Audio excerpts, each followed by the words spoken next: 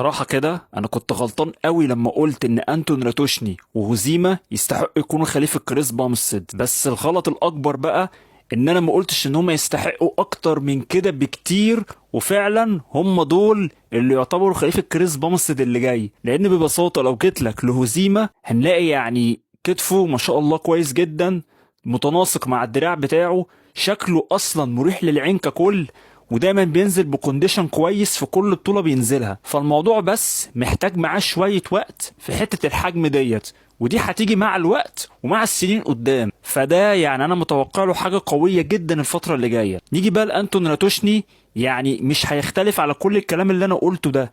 يعني شكله في السيمترية برضه نفس الكلام، مريح للعين، يعني برضه رجليه كويسة جدا مع الجسم اللي فوق، واللاتس عنده كويسة جدا، وسطه صغير. وفعلا دول اللي هيكونوا فعلا خليفة كريس بامستد اللي جاي، ودول المنافسة بينهم يعني هتكون صعبة جدا، وافتكروا كلامي دوت.